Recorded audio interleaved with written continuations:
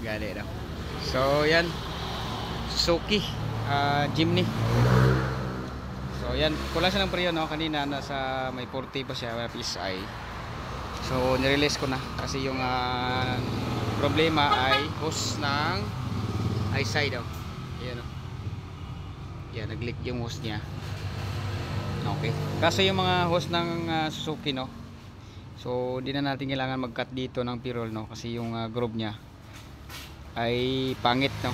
So kailangan talagang putulin para magdugtong ng bagong groove at saka magpalit ng hose at crimping, no. Yan.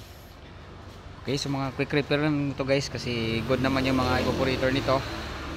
So hose na muna yung repair natin.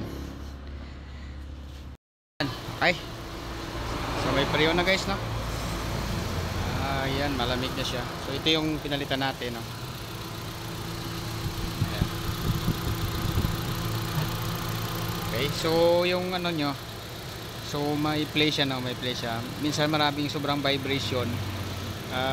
Once na na-repair na, no, so may tendency na mag-play dito, so magkaroon ng leak, no. Mas maganda na itali nyo dito guys sa may cable ng ano ba to, accelerator, no, cable ng accelerator, ay hindi,